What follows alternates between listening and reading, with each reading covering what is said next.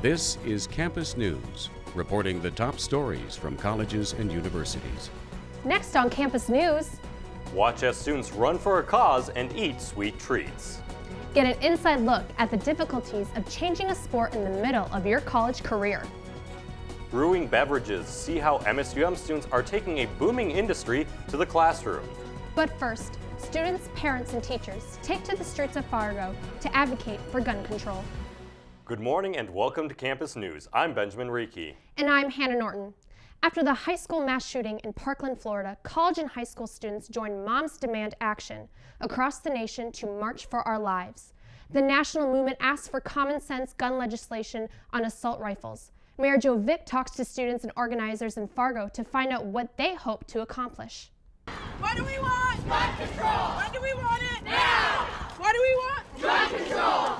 Really today what we're here to talk about and focus on are the students and why this matters to them. Over 300 students and others gathered at the Sanctuary Event Center in Fargo. Can I borrow that red when you're done, Chase? Oh, yeah. During the National March for Our Lives event. Congress needs to act. I mean, it's more important for kids to have a life than it is for someone to have an assault rifle. Hunting is a thing, but you're never going to need a weapon designed to kill people. Civilians do not need war machines.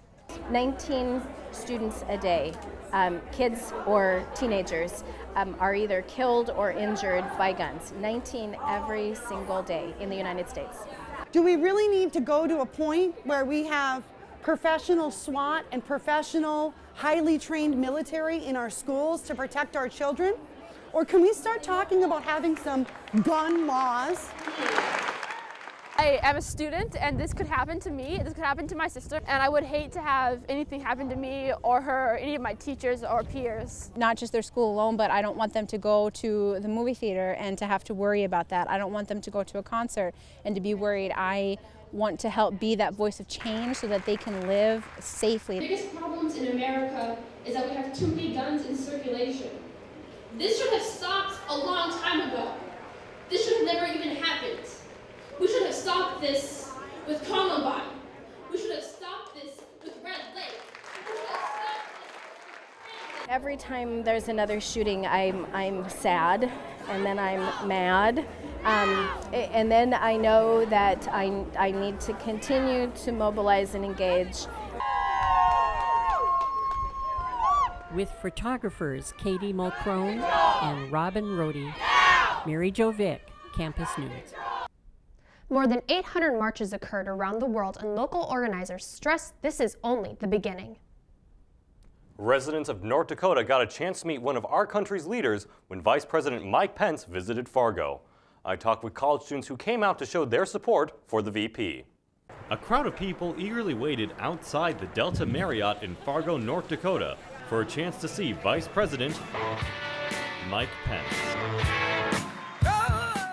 Pence has been a man who's really shown what American grit is and what American ideals are. Vice President Pence spoke about tax cuts. President Donald Trump signed the largest tax cuts and tax reform in American history. Oil and energy.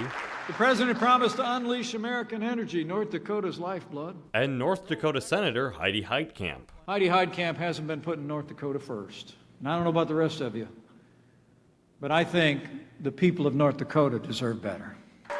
In a speech that resonated with his student supporters. The tax cuts are going to be something that are going to help us in our careers as we can approach, and especially with moving the economy forward for us finding jobs as we graduate from college and universities. Students from around North Dakota saw it as a moment they had to capitalize on. Coming from North Dakota, college students don't generally, interact with politics, and they're not very open to certain ideas, but I've always been raised to, take advantage of opportunities. While the lines were long, amazed how many people showed up. They had to cut off the lines. And security was tight. It was good. Start exiting the building, everybody. Students say the trip we will make America great again. Thank you was very worth much. it. God bless you, North Dakota, and God bless the United States of America. Vice President Pence was the keynote speaker at the event held by America First Policies, a nonprofit organization promoting President Donald Trump's agenda. When people think of Washington, D.C., they think of our nation's treasured history. One MSUM student went there to fight for other students' rights. MSUM Student Senate President Colleen Kruger visited Washington, D.C. along with other students to talk to senators and representatives from Congress. During the trip, she got to meet Minnesota Senator Amy Klobuchar and Representative Tim Walz. Kruger says she talked with them about issues important to students. This is Kruger's third trip to Washington, D.C. She says it was one of her favorite experiences as student body president. Last week, a unique ceremony was held at MSU Moorhead that resulted in a host of new American citizens.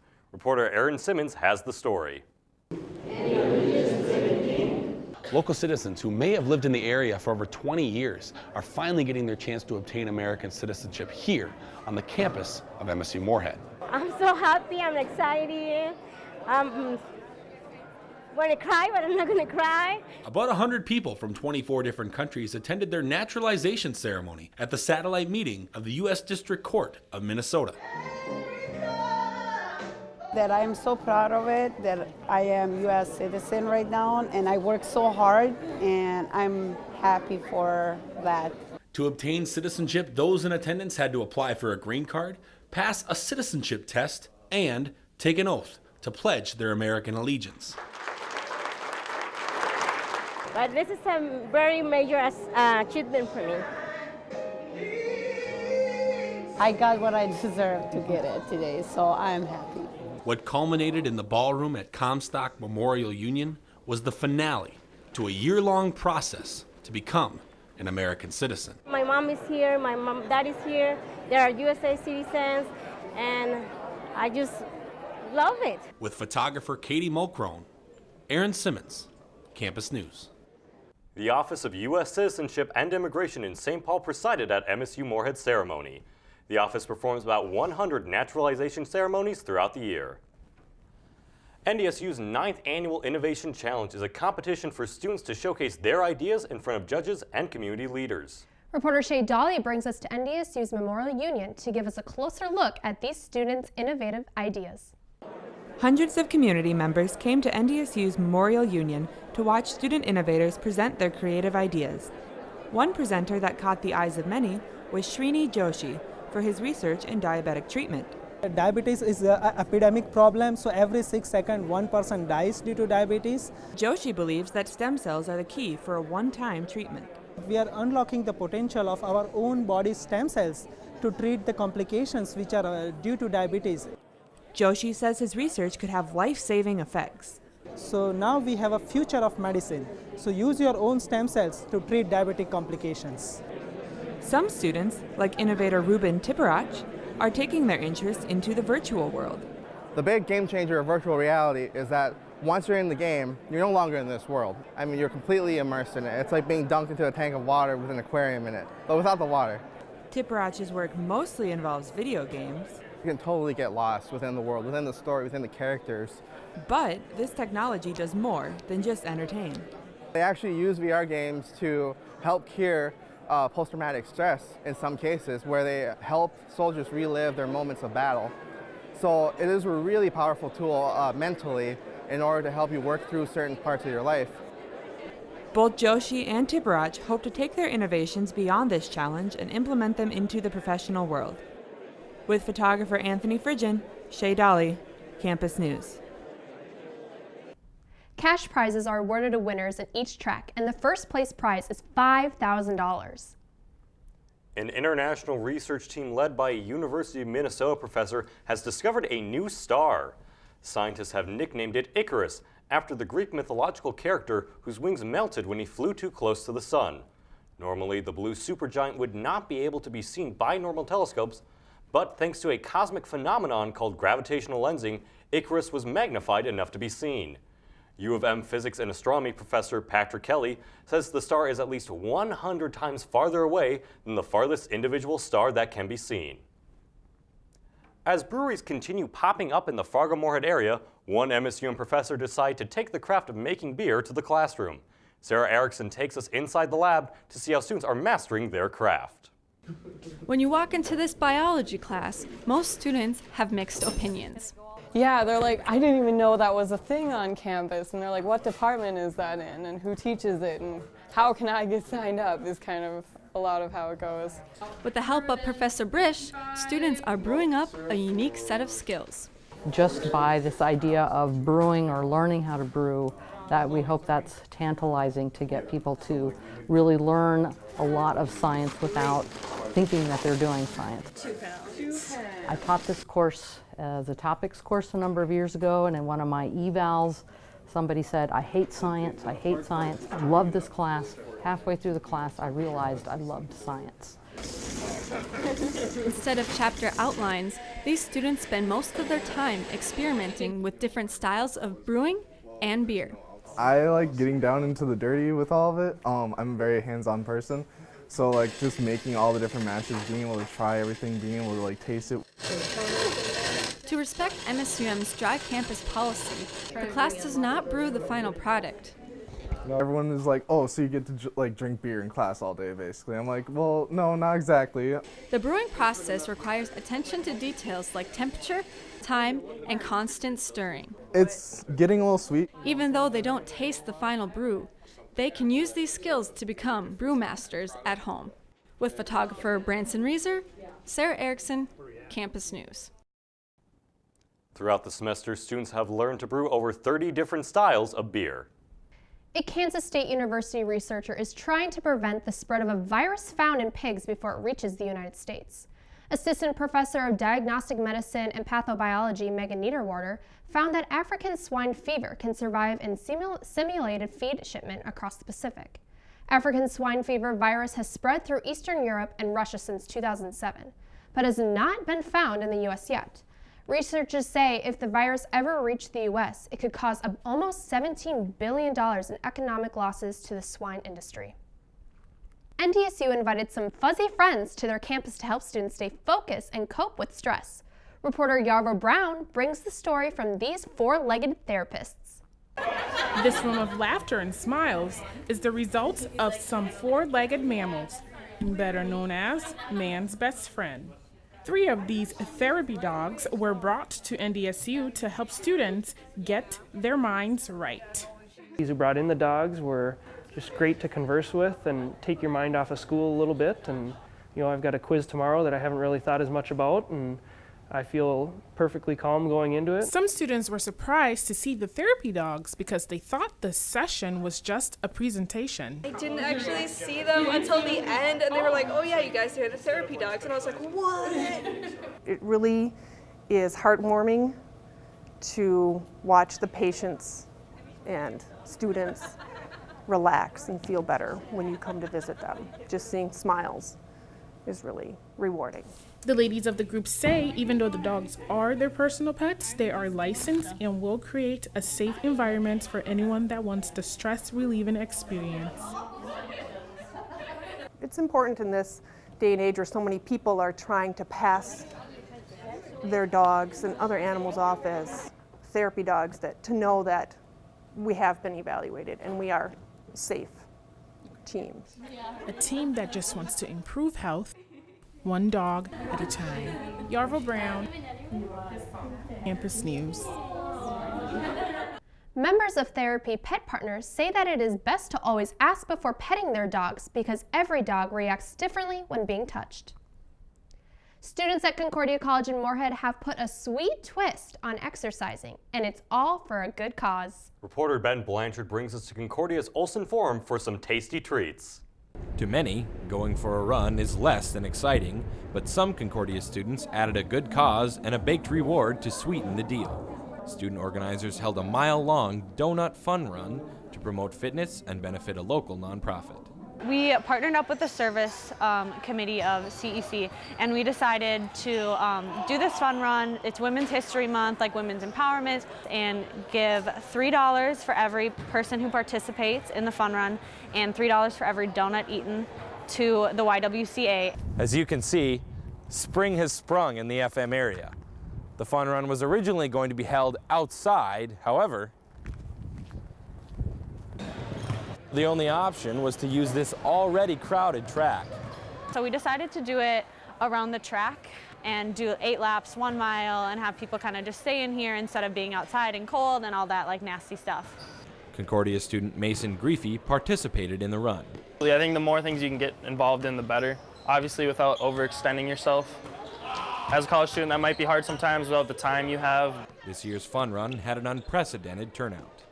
Most of our fun runs get like 20 to 30 people, and we had over 100 people sign up for this one, which is just insane. I've cried about 7 times today. Just like, it's been a really great event, and I honestly couldn't have asked for anything better. Even if the run didn't burn all those donut calories off, Concordia students still managed to be active on the track and in the community. With photographers Anthony Frigin and Jessica Colby, Ben Blanchard, Campus News. The fun run proceeds will be used to buy supplies for YWCA members in need. Chrissy Teigen and LL Cool J couldn't make it, but that didn't stop Minnesota State University Moorhead students from rocking out at the lip sync battle. MSUM students brought their best routines out in front of their mirrors to the stage in the underground at the event held by the Dragon Entertainment Group. Students didn't have to be a singing sensation to be a star. They just had to come alive on stage.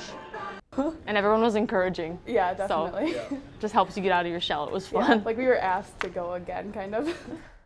The Dragon Entertainment Group has events planned through the end of the semester. One mic and many strong voices. In celebration of Women's History Month, Concordia's Feminism Club hosts an open mic night, and reporter Pony White was there to listen in. Music? No means nothing to him, but it means everything to me. Poetry. Community. To celebrate Women's History Month, Concordia's Feminism Club hosts a night full of expression. According to Women and Gender Studies intern Carissa Chenard, the event was really humbling and just cool to see within the Fargo-Moorhead area just talent and camaraderie among people in terms of gender and sexuality diversity. While it's hosted by Concordia students, the event attracted all ages of women from the region, including 12-year-old poet Sophia Leasath. We were still together. However, while I was gone, something happened. She kissed another girl. When I found this out, I realized, yet again, that life goes on without you. Like many of the other poets, this was Leasath's first time performing her poetry for an audience. I was super nervous. I was like trembling the whole time. Another performer who was grateful for this experience is professional poet Emily Vuig. Still fight for your right to choose what you think is best for you, because we are sisters in this world. Events like this are important for women because every voice counts. Vuig believes that art and poetry is a great way to communicate. And every person has something inside them that should be shared with the world. With photographers Yarville Brown and Shay Dolly, Pony White, Campus News. The Open Mic Night is the final event Concordia's Feminist Club is putting on this semester. While the artists might be confined behind bars, their artwork is getting an early release.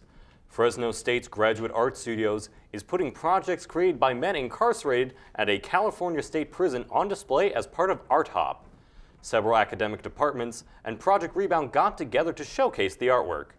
Criminology Department Chair Emma Hughes says it's beneficial for people in the community to see it and for the men who produced this work to have a wider audience. The exhibition includes a panel discussion by the Avneal State Prison Warden and California Department of Corrections officers. MSUM's Comstock Memorial Union is usually full of students, but when the CMU puts on special programs, even more students gather. Reporter Ashley Rozacek followed the music to the Sun Garden Lounge to see what Music Thursdays is all about. Singing echoes through MSUM's Comstock Memorial Union. For 2 hours, MSUM students got to showcase their musical talent in the Sun Garden Lounge. Music industry major Oscar was the star of this month's show. It's a little nerve-wracking, but I mean, that's natural. But like once you get in like the first 2 songs, I kind of get comfortable. It's kind of nice. It's kind of like nice to show my peers what I've been doing. Oscar did have a few friends jump in. MSUM CMU Thursdays is a monthly event that started in February and highlights student talent. It was created in an effort to bring more traffic through the CMU. It's just cool to see like a fellow student show their talents off because they are all students. It's not like we get some like outside performer who performs like downtown or anything. Like these are all students that take classes here and have friends here. So it's nice to be able to see like their friends do what they like to do. The event created a relaxed environment which allowed students to do homework, sing along, and even dance.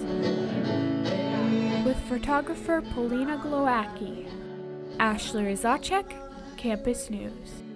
Another CMU Music Thursday will be happening in April featuring 3 different students. And now we turn it over to Tyler Ziegler for a look at this week's sports. Tyler, March Madness is over. Where is my money? All right, you guys, just relax a little bit. I'll get you your money, don't worry.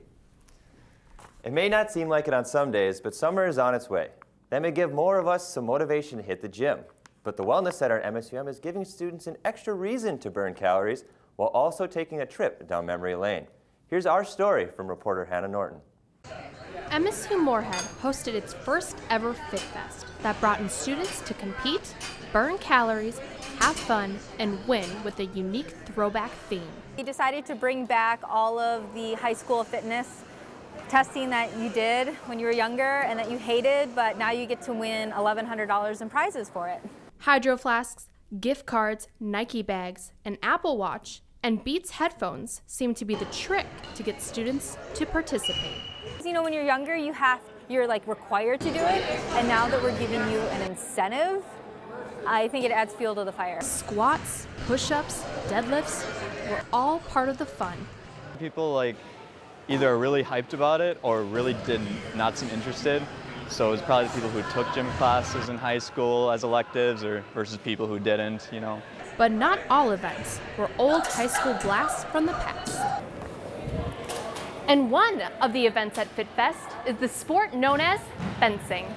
Learn the techniques of swordsmanship and duels as you put on a helmet mask with the MSUM Fencing Club. I didn't even know we were having fencing, and that's really cool actually. I've never seen that live before. Organizers made participating at Fit Fest simple and easy. Just walk in, join an activity, and hopefully walk away with a prize. With photographer Brandon Larson, Hannah Norton, Campus News Sports. FitFest is expected to show up next school year, making it an annual tradition. A familiar face is back behind the bench for the University of Minnesota men's hockey team next season. Former St. Cloud State University head coach Bob Motzko will take over as the new coach for the Golden Gophers. Motzko served as an assistant coach at the U of M from 2001 to 2005. He replaced former coach Don Lucia, who recently retired after 19 seasons with the team. During his time in St. Cloud, Motzko won 2 regular season titles in the National Collegiate Hockey Conference. One MSUM athlete made the switch from the court to the field, and now she's transitioning with the weather. Reporter Alexis Kennedy takes us outside to a frigid cold MSUM soccer practice. Nebraska native Marion Superior originally came to MSUM to play basketball. After realizing it wasn't for her, she switched to soccer. I was dead set on playing basketball, and Coach Nelson gave me the opportunity to play basketball here, and I was like, I'm going to take it. So I did, and it was awesome. I wanted to come back up here because we have family up here, so that kind of drew me here. But when everybody asked me, like, how did I switch from basketball to soccer in the same school, I'm like, I don't know. It was God's plan. Even though this is her first year playing soccer for MSUM, she's left quite the impression on her head coach. She's incredibly athletic, and she has just a tireless work ethic, so that combination is pretty deadly for me. She's a wonderful kid. She has a really great goofy side as well, and she just brings a lot of energy and competitive spirit to the team, so she's really great to work with. From going from a cozy indoor sport to a chilly outdoor sport, she's battling the elements with her teammates. Playing soccer here up north, obviously our season's cut shorter because of the snow, and it's freezing. So generally we look a little bit better in possession once we go outside because we're used to those tight spaces. But then we miss, the balls in the air, the heading aspect, the bigger picture type of stuff. So we need to transition to that a little bit outside. I'm ready to start making this team a winning team, and I think we can do it. We definitely have all the girls that are ready to put in all the work. While they are still waiting for some snow to melt, practice continues in hopes of warmer months ahead. With photographer Chrissy Ness, Alexis Kennedy, Campus News Sports. Soccer has their only spring game against UND April 19th at 7 p.m. Well, it's been a mad month, but the March Madness basketball tournament has officially come to an end. And Villanova is your men's tournament champion. The Wildcats won their second title in 3 years, blowing out Michigan 79-62 in the finals. Sophomore Dante DiVincenzo led the team with 31 points off the bench, the most points scored by a bench player in NCAA finals history. While Villanova dominated throughout the men's tournament, the women's tourney ended in a couple of nail-biters. Notre Dame won the tournament with not only one, but 2 buzzer beaters. In the Final Four, Notre Dame was tied in overtime with UConn when Enrique Agumbawale hit an 18-foot jumper with just 1 second left. Then in the finals against Mississippi State, tied at 58 with 3 seconds left, the junior Agumbawale gets the inbound and does it again, sinking one from beyond the arc to give the Fighting Irish their first national title since 2001. And guys, I'm a man of my word, so here's your money. I'm paid up. You can leave me alone now. Thanks, Tyler. How do you play music when there are no notes? Leah Backstrom takes us to the Plains Art Museum to show us how one composer is picturing music in a truly different way. Modern composer Mark Applebaum's exhibit, Picturing Music, brings to life a unique notation you may have not seen before. In the 1950s especially, American composers were kind of running out of ideas. They were like saying, you know, everything that can be composed has been composed. What do we do next? An avant-garde style of music was born when composers drew images, allowing the performers to interpret what they meant. Members of the Fargo-Moorhead Symphony performed their interpretation of Applebaum's 70-foot linear, hand-drawn glyphs. If you just look at it, you would think it was an interesting artwork, but then you realize it was meant to be played. This is a whole new way to picture music. It's something you don't expect. You partially laugh, and then you realize, wait, there's something unique to this and something beautiful in the way it's all being done at the same time. Leah Backstrom, Campus News. The Picturing Music exhibit is on display at the Plains Art Museum through June. And that's it for this edition of Campus News. We leave you with another look at the lip sync battle. Thanks for joining us and have a great week.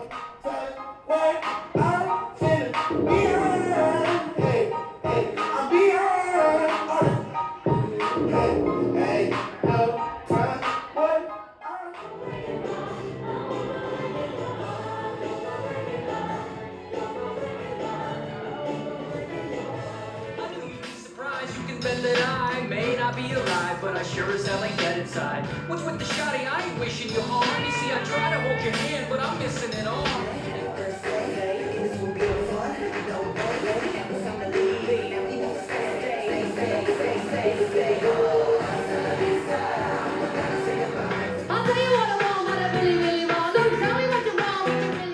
Campus News is produced by the Television News Workshop in the School of Communication and Journalism at Minnesota State University Moorhead in cooperation with Prairie Public Television.